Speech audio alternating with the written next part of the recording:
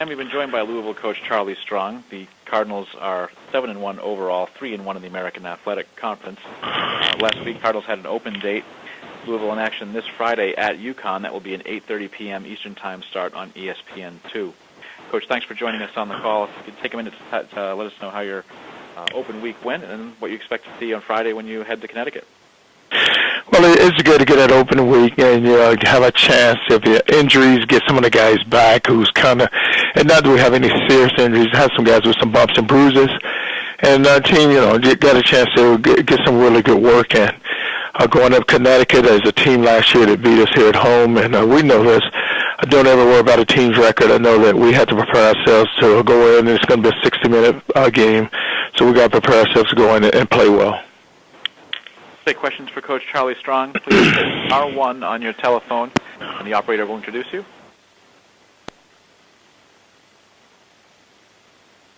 Again, star 1 for questions for Coach Strong, please. And we'll hear from Christopher Heidel with Herb FM Radio. Hey, Coach Strong. Talk about your football team. What you guys do last week on your bye week getting ready for UConn? Well, Chris, we had a chance to practice on Tuesday, Wednesday, and Thursday. Gave them the weekend off. Let some of the guys who live close go home and watch some of the high school games. But for us, it's all about fundamentals and technique and just getting some work in. You're late into the season now, so you just may want to make sure that you stay sharp. What have you seen in UConn? I know they've been they're having a bad season this year. They lost to Towson, they lost to Maryland, they almost beat Michigan. But what did you see on film? Well, you look at a team that struggled some, but you look at the Michigan game, they played well. Have some really good players. McCombs is a back that's been in this league and has ran the ball very well. So it's not so much of the games they've lost and what the record is. I know this. We still have to prepare ourselves to go in and play an outstanding football team. And one last question. Your quarterback, Bridgewater, talk about his play so far this year. It looks like he's the same as last year, but is he a little bit better this year? Well, he plays better, and you expect him to be better because he's 3 years into it now. But he's playing very well, and, and as we go, as Teddy goes, his football team goes.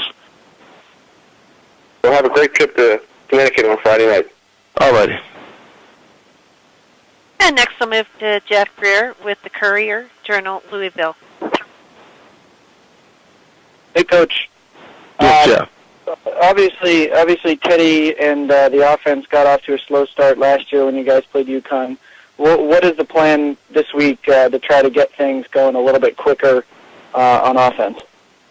Well, Jeff, it's a different team. I mean, we have a really good team. Our offense was playing very well, so I don't see us getting off to a slow start. It was all about preparation and guys getting in and making sure that we get up on the ball, don't turn the ball over, have a lot of fun, and go out and execute.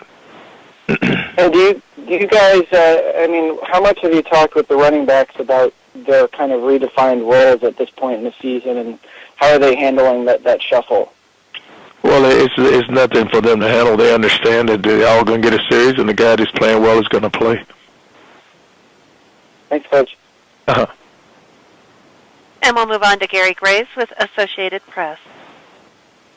How you doing, Charlie? Good, Gary. All right. Just to kind of follow up on the running backs question, how much more does Dominic's play in the last game really kind of help clarify that situation and help you kind of get off to that quick start that you want? Well, all three of them, Gary's going to get an opportunity to play, and Dominic's been playing well. He's actually played well the last two games. So that's what you want to see. You want to see somebody step up and carry the load, and that's what he's done. But he's happy, and it's been good for the offense. It's been good for our run game. Yeah. As a follow-up, if you can kind of pick out one thing about his game lately that seems to have helped, is it just being healthy again for him? Well, it's been healthy, and he's running hard. If you watch it, it's almost he's just like running like he's mad. He's running behind his pads, and the thing he's doing is breaking tackles, and it's always the yards after the hit. He's getting hit, but he's been able to break some of those tackles and continue to get positive yardage. All right, thanks, Charlie. All right, Gary. And we'll move on to Ryan Dunleavy with New Jersey Press Media. Good morning, Charlie. Good morning, Ryan. More of a bigger picture question, but I'm curious, especially given your defensive background. I mean, Charlie, how hard has it been for teams in the old, coming from the old Big East where, Syracuse and Pittsburgh were running pro-style offenses to adjust on the fly this year to having to play all the spread offenses in this league? I mean, it seems like, Houston, SMU, UCF, these teams are at the top of the league in total offense and points. I mean, how big an adjustment is that for defenses to have to make, on a one-year basis when you're not used to seeing this, with maybe the exception of West Virginia once a year? Well, I don't think it's that big of an adjustment. It's all about your philosophy and what you're trying to get accomplished. A lot of teams spread you out because it's all about matchups, and they're looking for a matchup. Maybe you can cover down, and you have athletes at defensive back where you can cover those wide receivers. It's no issue. So it's all about, you getting the right personnel on the field, and you're matching up with their personnel. Is the spread offense, Charlie, is that, I guess, more difficult to defend? What does that require that, more traditional offenses don't? Well, when you go two backs, it will allow you to load the box. So you're not allowed to load the box when people spread you out. So it's matchups. If you can cover, you got to get defensive backs on the field that can cover. And if you can go cover, then it's no issue at all. Sure. And next we'll move to Jody Demling with Cardinal Authority. Hey, Charlie. Good morning. How are you? Good, Jody. You talked about earlier the bye week and the nicks and the bruises. How big was it for Devontae to get, he came back and had a good game against Central Florida and then one catch. How big was it to get a week's worth of rest for him and to get him back to fully healthy? Well, and not only Devontae, but we had a lot of guys with nicks and bruises, Jody, and it's just get them all back. Devontae was good because he's been a big part of our offense. But we were able to get some rest, and, he was able to practice, but still, it's all about the guys staying healthy and you getting them healthy down the stretch.